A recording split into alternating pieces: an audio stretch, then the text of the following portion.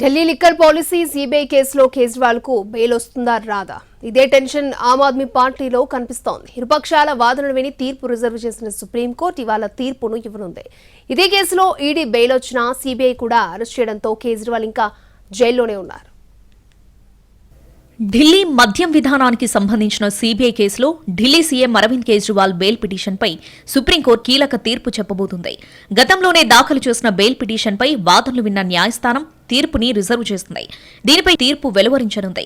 Liquor policy కుంభకోణం CBI కేసులో అరెస్టును సవాల్ చేయడంతో పాటు బెయిల్ కోసం అభ్యర్థిస్తూ కేజ్రీవాల్ 2 వేర్వేరు పిటిషన్లు దాఖలు చేశారు. ఇటీవల దీనిపై సుప్రీంకోర్టులో విచారణ జరిగింది. ఆయన తరపున న్యాయవాది అభిషేక్ మను సింఘ్వి వాదించారు. సిబిఐ తీరుపై ఆయన తీవ్ర అభ్యంతరం వ్యక్తం చేశారు. మద్యం విధానంపై కేసు నమోదు చేసిన తర్వాత 2 ఏళ్ల వరకు సీఎంను అరెస్ట్ చేయలేదని, ఎప్పుడైతే ఈడీ కేసులో బెయిల్ వచ్చిందో వెంటనే సిబిఐ ఇన్సూరెన్స్ అరెస్టుకు పాల్పడిందని సింఘ్వి అభ్యంతరం తెలిపారు. అరెస్టుకు ముందు ఎలాంటి నోటీసులు కూడా పంపించలేదని ఆయన కోర్టుకు వివరించారు. మరోవైపు కేజ్రీవాల్ బెయిల్ అభ్యర్థనను సిబిఐ తరపు న్యాయవాది వ్యతిరేకించారు. ఈ కేసులో బెయిల్ కోసం ఆయన సెషన్స్ కోర్టుకు వెళ్లకుండా నేరుగా హైకోర్టుకు వెళ్లారని ఆయన సుప్రీంకోర్టు దృష్టికి తీసుకొచ్చారు. ఇరుపక్షాల వాదనలు విన్న ధర్మాసనం తీర్పును రిజర్వ్ చేసింది.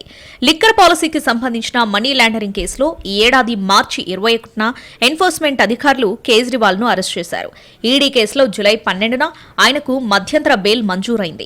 అయితే సిబిఐ కేసులోనూ కేజ్రీవాల్ ఉన్నారు కాబట్టి జైల్లోనే ఉండాల్సొచ్చింది. జూన్ 27 నుంచి ఆయన సిబిఐ జ్యుడిషియల్ కస్టడీలో భాగంగా తీహార్ జైల్లో ఉన్నారు. ఈ క్రమంలోనే కేజ్రీవాల్ కస్టడీని ఢిల్లీ కోర్టు పొడిగిస్తూ వస్తుంది. తొలుత ఆగస్టు 27కు పెంచారు. తర్వాత సెప్టెంబర్ 3కు ఎక్స్టెండ్ చేశారు. మళ్లీ సెప్టెంబర్ 11 వరకు కస్టడీని పొడిగించారు.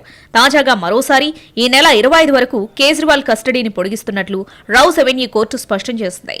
లిక్కర్ స్కామ్ కేసులో ఇప్పటికే మనీష్ సిసోడియా, ఎమ్మెల్సీ కవిత బెయిల్పై బయటకొచ్చారు.